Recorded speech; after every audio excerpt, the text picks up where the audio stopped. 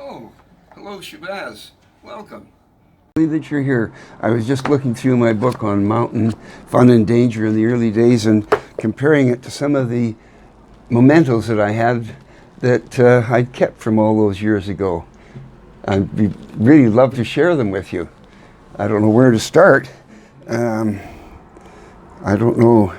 Well, maybe when in my youth, this was a pack that was given to me when I was maybe 5 or 6. And it was made by the Pioneer brand and likely sold by Jones Tent and Awning. And you can see there, my parents put my name and my address in it because in case I wandered away and got lost, I could be found.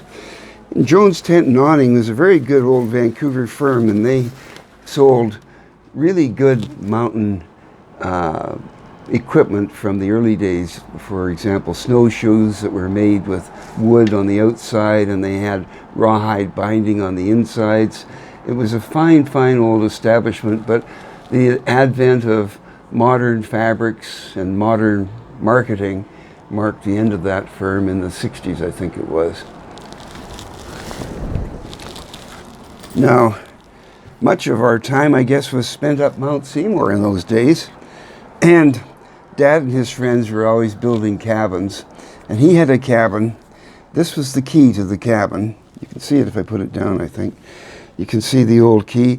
And it even looks burned because it was burned because it had been left there. And the forest rangers in the mid-1940s came along and burned down all the cabins that were non-conforming with the new park. It was a pity, because I remember going there as just as young as tyke through very, very deep, fresh snow. And Dad would break the trail and I'd follow along or he'd carry me. And then when we got to the cabin, it would be cold and damp inside. Oh my gosh.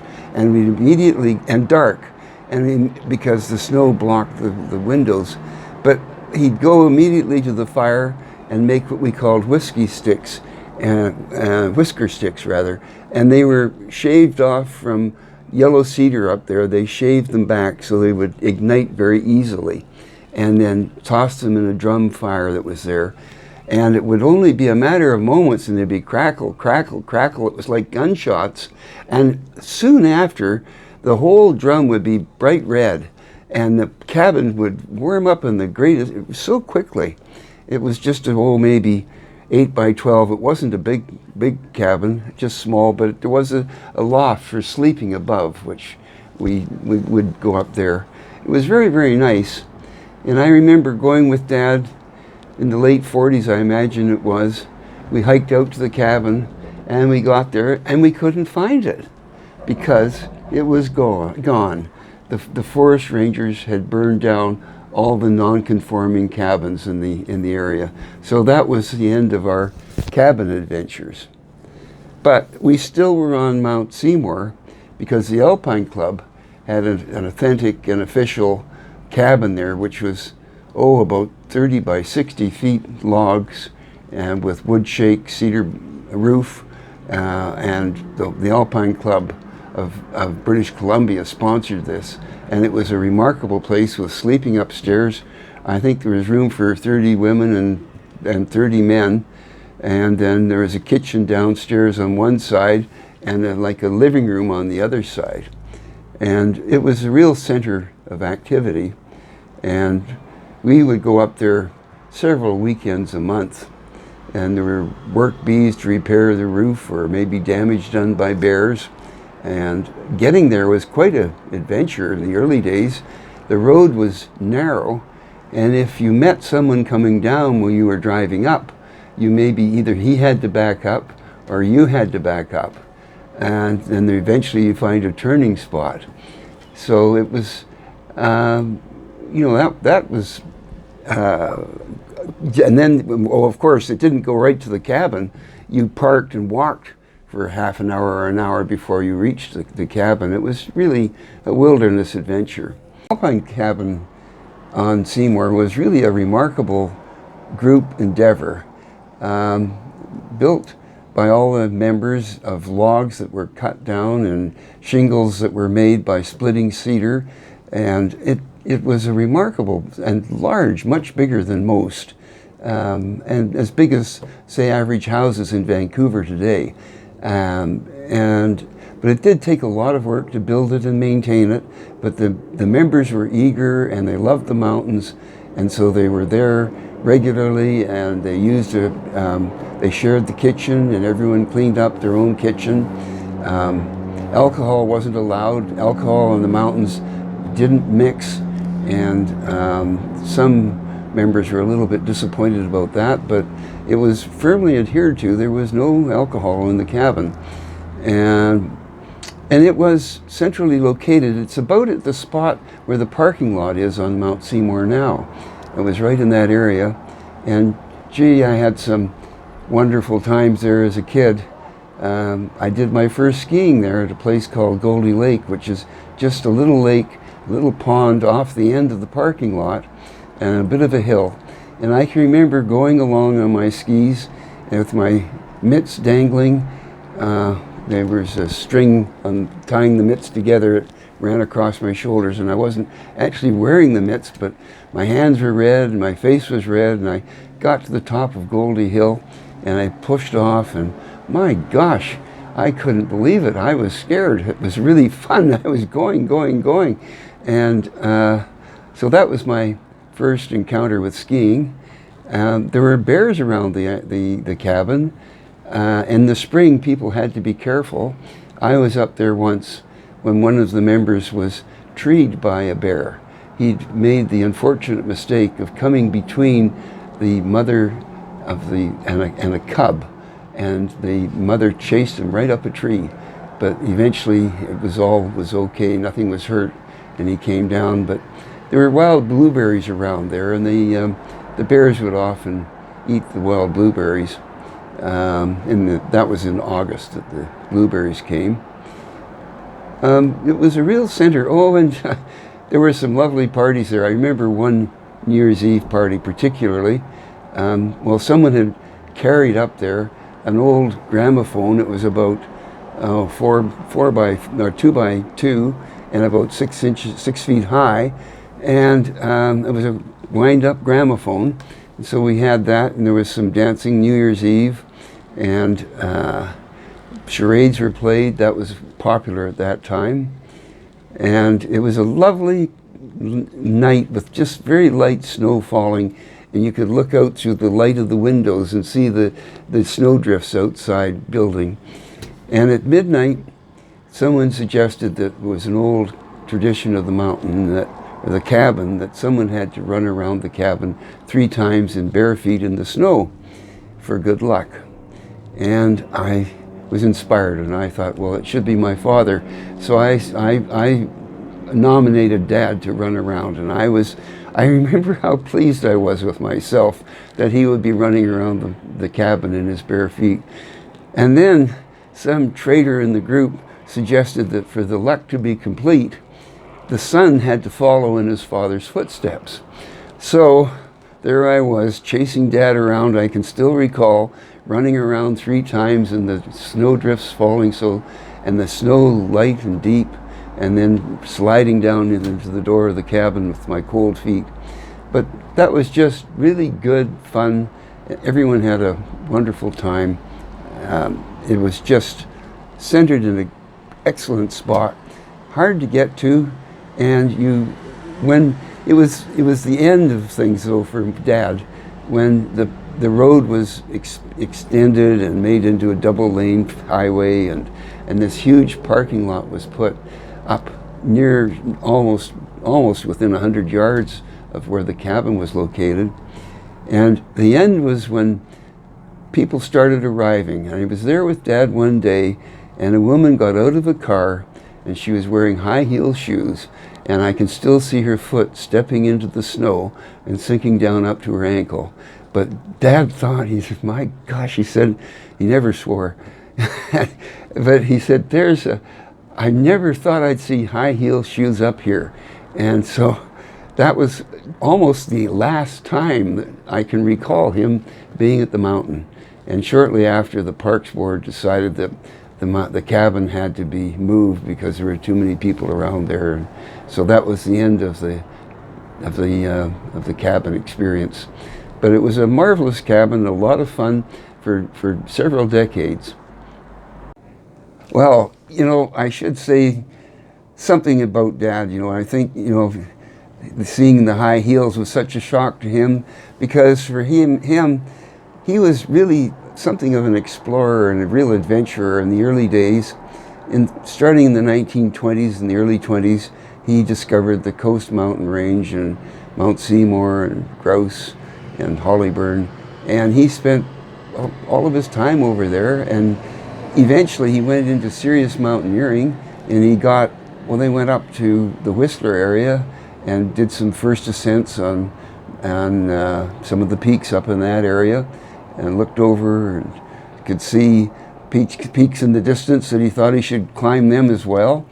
There was a very serious climb that he did in the 1930s, first ascent of Mount Slessy, which is quite a peak located near Chilliwack, BC, and it's very high face on one side. There's about 2,000 or 3,000 sheer wall that is now the favorite of rock climbers. Well, Dad didn't go that way. He climbed up the back, but it was still quite a climb in those days. Never been done before. And in recent years, in the 50s, an airplane didn't quite make it over the peak in a storm, and a lot of football players were on board. Everyone was killed instantly. I did climb the peak once, and you could still see some remnants of cables and sheets of aluminum very near the top.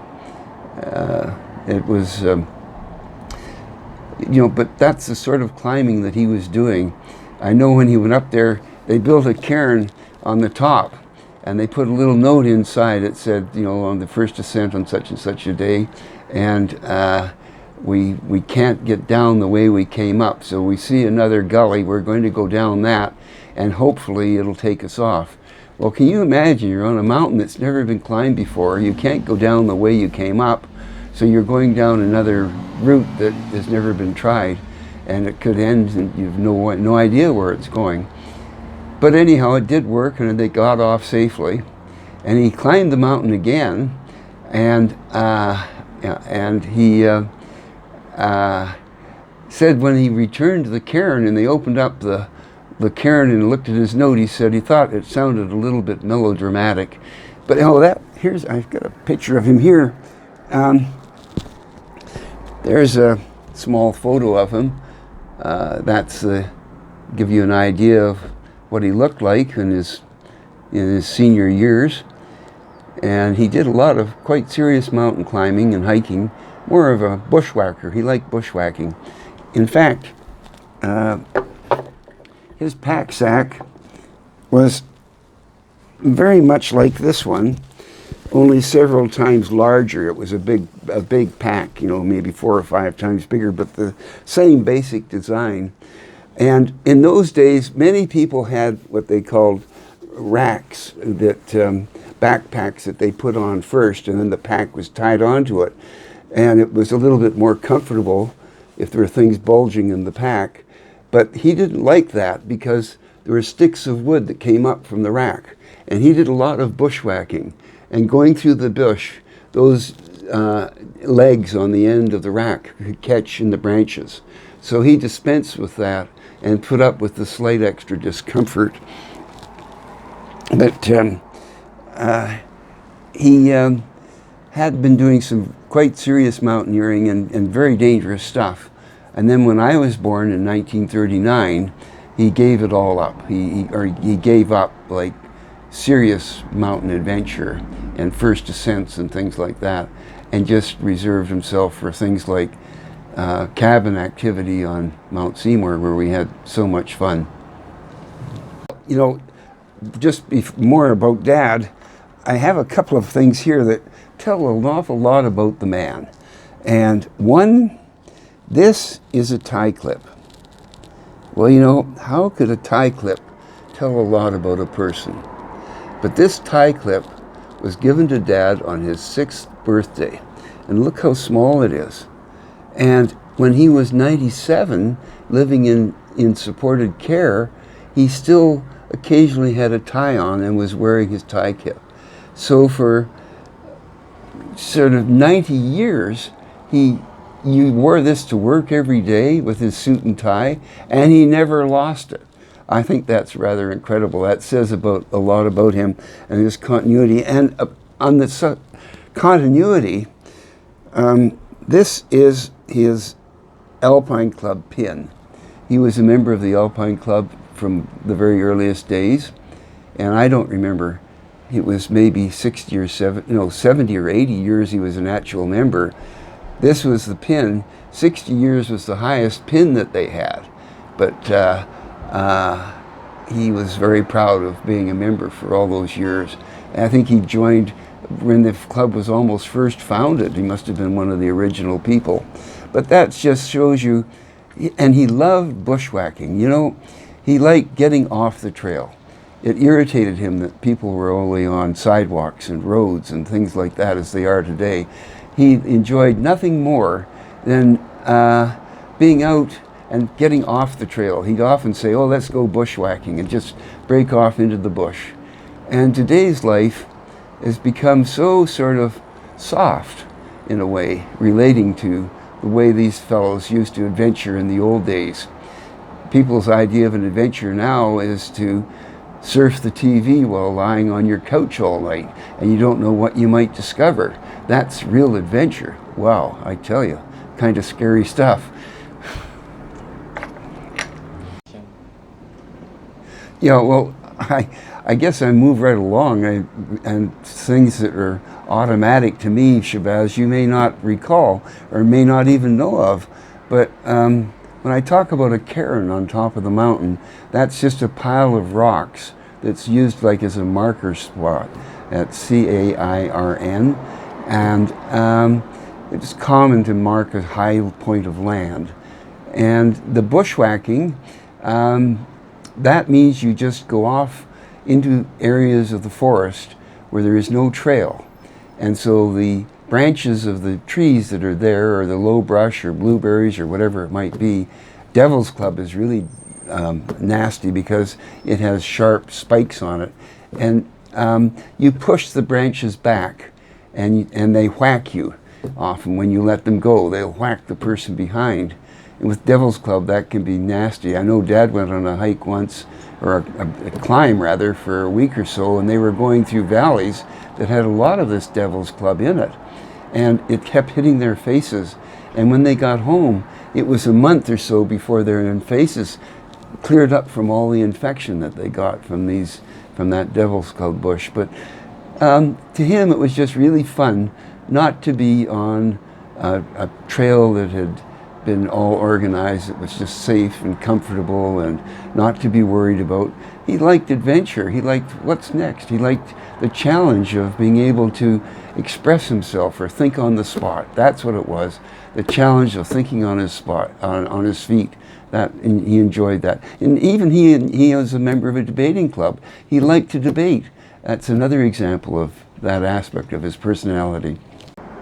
You know, I'd like to talk a little bit about the skiing, because the skiing, as the adventure in the early days for Dad was the mountaineering and the hiking, that was quickly being replaced by skiing.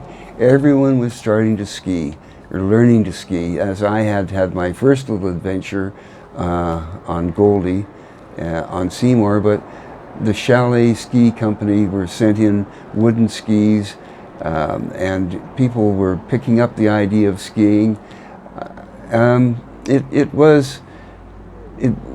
Many more people were interested in skiing than they were in hiking. Dad never really was much of a skier. He did it a few times. I remember once we were at the top of a very steep hill called the Elevator Shaft, and he decided he'd give it a try. And he moved down that, and he shot straight down and collapsed at the bottom in a huge heap, and his skis ran on under the snow. It took us about half an hour to find the skis. And again, that was about the last time I ever remember Dad skiing. He was never very comfortable on skis. But I had a lot of fun with skiing. And on Mount Seymour was the main place where we did our skiing. There were a lot of adventures I could show you. There was the Mount Seymour Ski School, and here are some of the pins that they gave out in those days, and the ski club, and also this one had the ski saint was a man named Ular, apparently. I don't know about him, but that was on the back of that medal. And these clubs, and gradually lots of people were involved in that. We had rope tows, ropes that ran around metal discs and towed you up the hill, and then you could ski down beautifully. Now there was a danger if your jacket wrapped around that rope, you could go right through the spinning metal discs at the top. There was one last chance, was to break a wire that was a switch, and if you missed that, you were into the discs. So you had to be careful. There was a man standing there as well. Also on Seymour, there was the Mount Seymour Ski Club. They had a cabin as well, and I remember I paid $5 to join, and one of the selling points was they gave me this badge. It was active on Mount Seymour for years, and a lot of skiers enjoyed themselves in this club, in the clubhouse that they had. And to give you an idea of how the skiing was in those days, these were a pair of skis that I bought in late 1950 or early 1960. And boy, I thought long and hard before I bought these skis, because I think they were $60. And that was a lot of money for me then. This was the type of harness that the old skis had, not as in modern skis today, they have a breakaway harness. This way, when you're in there, well, here's the boot. This is the boot that would lock in. Oh, that's the wrong side. The boot would come into the same, it was called a bear trap, and then the cable came up around the back, and then you snap this down to give yourself, and you could adjust it. By turning this, you could make the tension on the cable harder. So you were really quite bolted in when you were skiing with these. And some guys even had what they called suicide straps, the leather straps that they'd wrap around their boots so that they were really locked in. I never did that. It was a kind of a dangerous thing to do. And skiing gradually evolved. These poles came with these skis, again bought in the 60s, and I paid an enormous price for them. I don't remember what it was. I just remember I thought I was paying way too much money. Well, I've been enjoying them for 60 years, so I think I had good value. They're very strong. I knew an old shoemaker who replaced these leathers for me because the old ones broke after some time. But these were more for downhill skiing with a smaller basket. And now I also have some poles here. These actually were my mother's ski poles. She liked to ski. She wasn't as much of a mountaineer as Dad, although she met Dad in the mountains. And these had baskets. These were called baskets. And they were particularly useful in the early skiing because it was in powder snow where there was no trails. And they would go off into the deep snow. And you could push on that. It would give you some support. Whereas a basket like these baskets that are smaller, they were for downhill skiing, and there'd be no support in that at all. Now, another thing about skiing, in the early days, there were some people that were doing ski jumps. Now, I was not ever among them. I was afraid of that. I thought, I did get up on a ski jump once and had a look at it, and I decided that it was not for me. There were about 1927, I think, the first ones were built. On Hollyburn Mountain there was one, and at the Hollyburn Lodge there was a lake in front, and it was a lot of fun. A lot of people were skiing or jumping at that spot. There was 2 or 3 or 4 or 5 jumps were built over the 30s, 40s, even into the 50s, but then it kind of petered out. But remarkably, I bought a house at 16th and Yukon, in the 70s.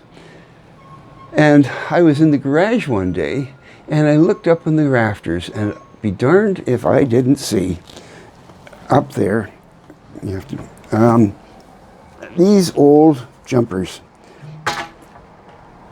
And they were the real deal. Now, first of all, look at the tip. There's that wooden bit on the tip there. That gives the tip strength, so it prevents the ski from splitting. And that was common in the old wooden skis. This is a jumper. And you can see the thickness and the length. They're really much longer. The modern skis today, when we went for our regular skis, we used to put our hands up like this, and that marked where our skis were. Well, the modern skis now are like cheaters. They're short guys. They're easy to turn, and it's a different story. But these ones, these jumpers, they were much longer. And the main thing about them, in the length, look at the bottom here. See, there's 3 grooves in these skis, and that's so that the ski would track. And isn't that a beautiful tone on that wood? Boy, I really lucked out when I happened to look up under the rafters and find this treasure. I don't know, probably left by some Scandinavians. There were quite a few Scandinavian people. There was a ski club called the Sons of Norway in Vancouver, and I fancy that the original owner of these skis would have been Scandinavian. And one other thing, these skis of mine, I still use them. I use them this year. Often every year I use them in the spring for just a little cross-country skiing. I don't go very far, but just to get out and move around. And over the years in the spring, I started using these skis, and I wasn't very respectful of them, I have to admit, because the snow would be going and I'd still want to ski, so I'd be up there and I'd be running over rocks and heather, and there'd be no snow, and it was not, well, I took my skis in to have them repaired once, and the man looked at me as if I was crazy, and he said, I won't touch those skis because it'd be too dangerous. And if you see on the bottom here, at the back, see how split they are, and the steel edges are gone. And this is from running over rocks and everything, and not looking after my ski properly. Now, here you see this black. This is old Clister. That's like a tar-based ski wax, and it made your skis sticky. If it was too slippery and you were going too fast downhill, you could use these, you'd use this Clister. But if you wanted to, that would be more for climbing up. Now, if you wanted to go fast downhill, you had paraffin in your wax. And, oh, there's some dust there. And this is authentic paraffin that was used for downhill skiing. And we'd carry this along with us, and you just wax the bottom of the ski, and the paraffin would work very smoothly. And then from the going up process, these two, now these are called skins, and they're skins. These slip over your skis, and you go against the warp, and so it holds you. Your skis don't slip back when you're climbing up the hill. Now these are just a modern fabric of some kind, but the original name of skins was because the original items were made from animal skins, and they were really quite expensive and extraordinary, and the fur of the animal was placed in such a way so that it held you from sliding back. So you take that, well, you had the long climb up, and then take it all off and have your ski down. But it really was fun. There was some competition. I remember arguing with some people that downhill skiing was much more of an adventure than cross-country skiing. And I think I lost the argument, because now I'm enjoying cross-country skiing and my knees are no longer letting me do any of the downhill skiing. And here's a photo in this book I put together, mostly of Dad's adventures. This is me on top of Mount Slessy, which was the border peak we're talking about. And there's a cairn. Now, I don't know if it's the one built by Dad, but that's a pile of rocks. And that is where Dad had took a tin, probably a sardine tin, and put the little note in it: we don't know if we can get off the mountain. We can't get down the way that we got up. So this marks the top of the mountain.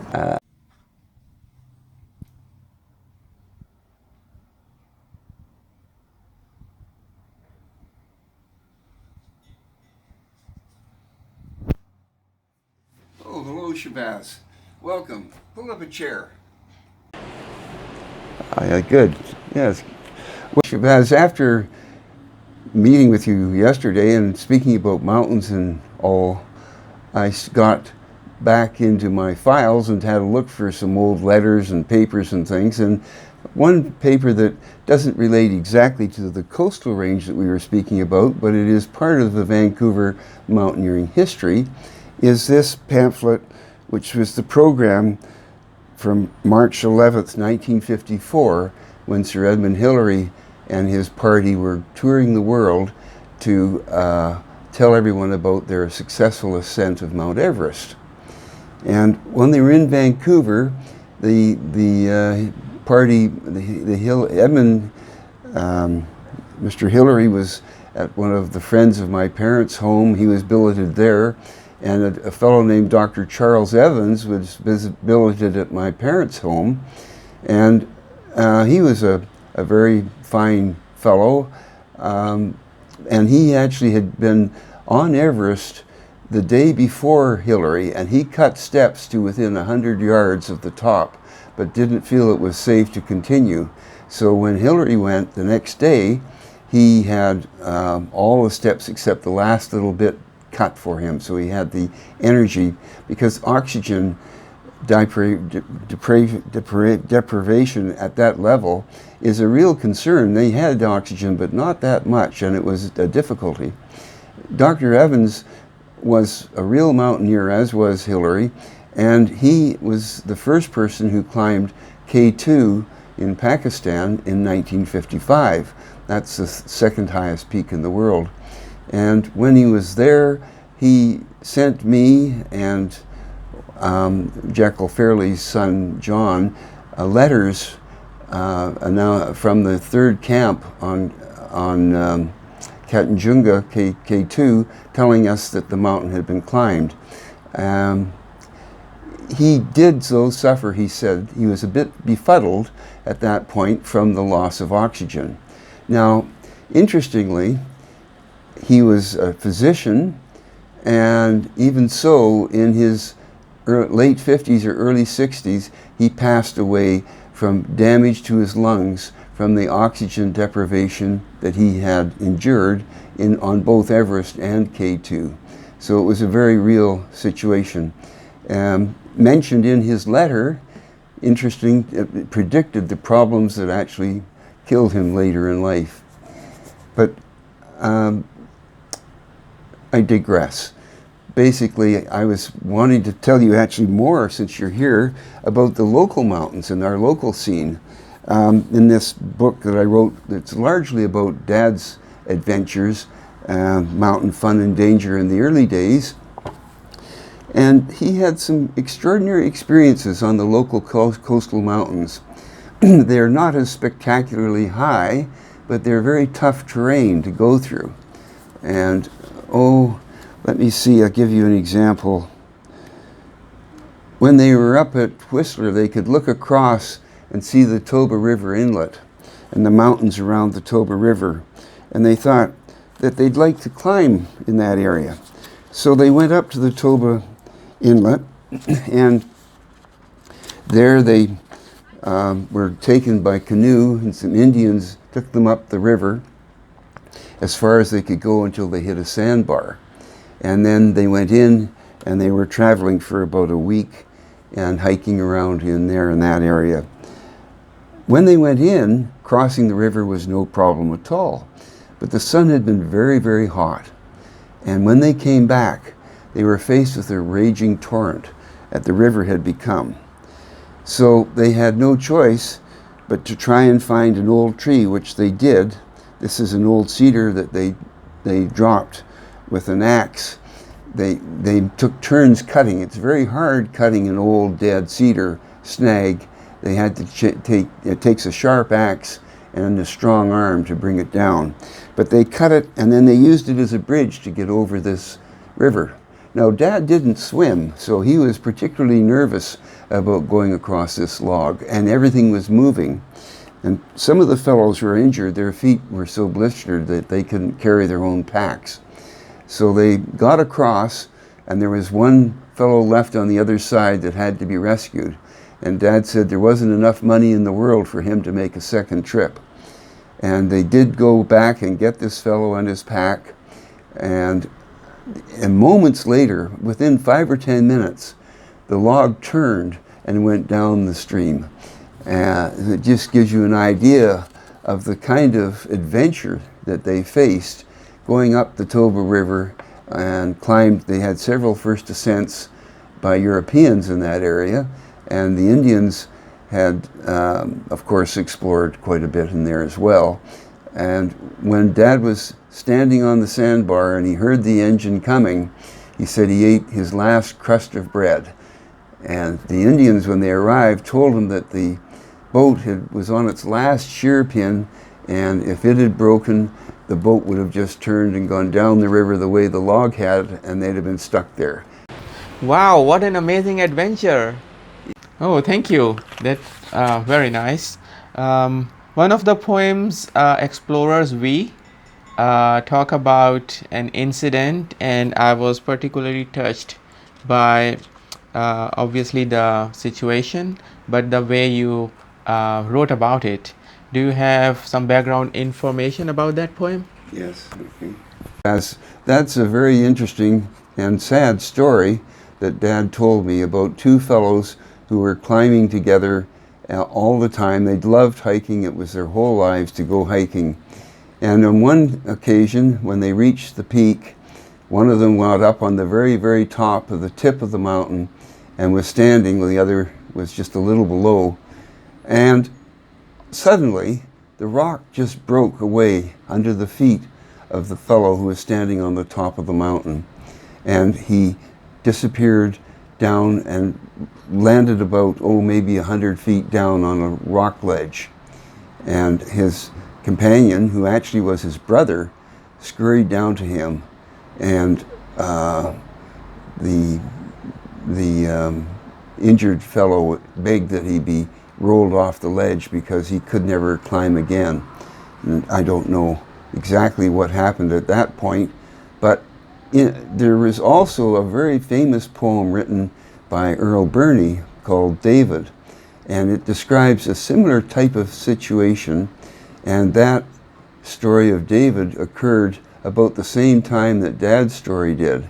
And I wondered sometimes if it could be that the story that inspired the David poem, which was very significant, might be the same story that Dad had told me about the same situation, because it was such an unusual type of story. I think it's more than just a coincidence. I think it's a very good chance that it could have been two poems written about the same event.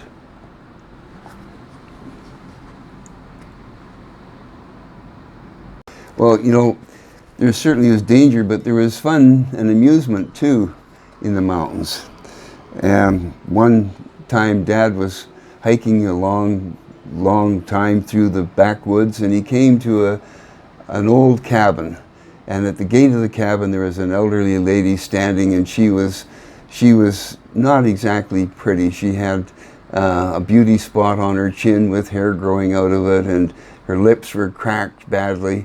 And she invited him. She was delighted that he had arrived, and she invited him in to tea. Well, her cabin was very chaotic, and her cups didn't look like they'd been washed in the longest time. So he decided it'd be best if he used his left hand to drink out of the cup. It might be a little bit more hygienic. So he did so, and as he did, the lady lifted her hands with delight and said, "Oh my, isn't that amazing? We're both left-handed." Yeah, and there's another situation that occurred to me that was rather amusing.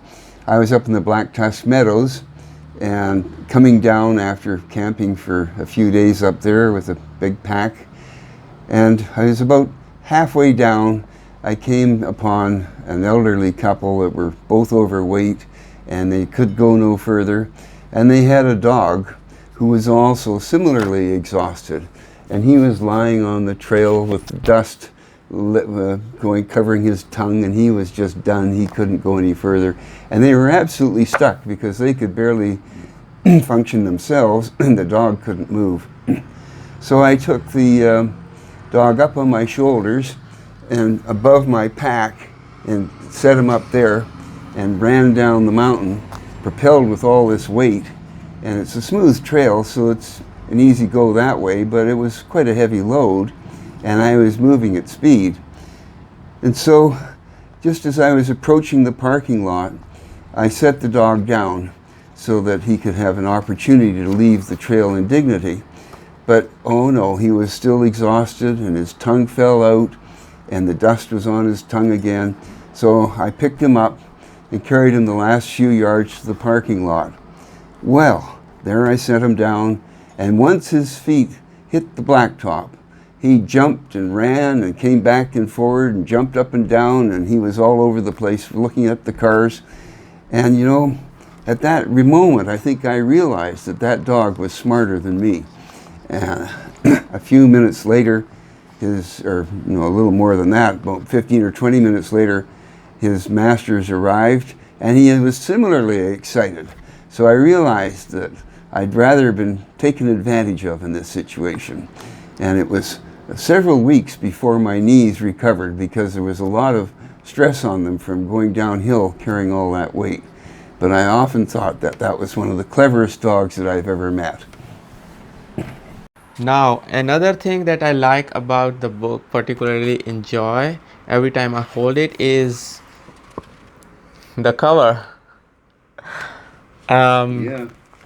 What's on the cover of your mountain book?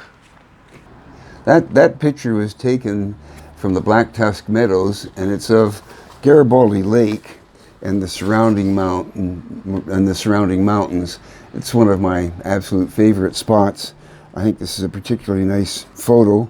You can see the lake, and it's one of the startling things about being up there is that lake is maybe a couple of miles long, and at that elevation you just don't expect to see a body of water that's that size. And it's also surrounded by some very interesting peaks. Many of them actually my father climbed. I haven't. I hiked up on some of the ridges. There's a panorama ridge, and I did climb the Black Tusk, and Dad did, of course, as well. But it's a lovely, lovely area, and certainly, even today, extremely popular for people to go hiking and camping and tenting, but it's a little more crowded than it was when I was there. Oh, thank you for sharing that. Now, one of the poems towards the start of the book is Hiking with Phil Monday, and seems like you got some teaching lessons while you were starting to learn hiking as a boy. Can you tell us a little bit more about that? She just loved the mountains, and she enjoyed teaching people about them and how to enjoy them. And here I was, when I was about 3 or 4, my idea of hiking was to run as fast as I could and get ahead of everybody, and then I'd be run out of energy and have to stop, and everyone would pass me, and I'd be just gasping. And she took me aside and told me that I should just take a steady pace and walk slowly and steadily, and that was the way you hiked. And it was a revelation to me, but I didn't particularly enjoy just running along or walking with everyone, but it was fundamental to the enjoyment of walking in the mountains, as you have to be very sort of slow and steady and careful in your approach. And of course, as a youngster, I was not interested in that. Phil Mundy was an extraordinary person, and she ran the Alpine Club cabin in Banff for many years, and was local in the local mountains. She climbed and ran chalets. She just loved hiking and was very interested in the guides. Certainly an extraordinary person and one of the key people in the history of mountaineering in BC.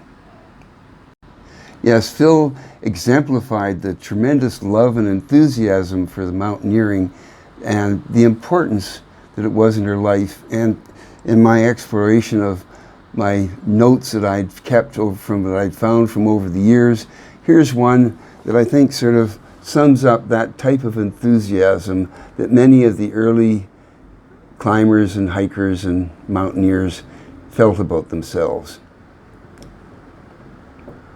Their whole life was dedicated to the enjoyment of mountains and the fun of getting out and exploring and having adventures, and not just living a soft, careful life, but enjoying actually doing without some of the creature comforts that we've become accustomed to.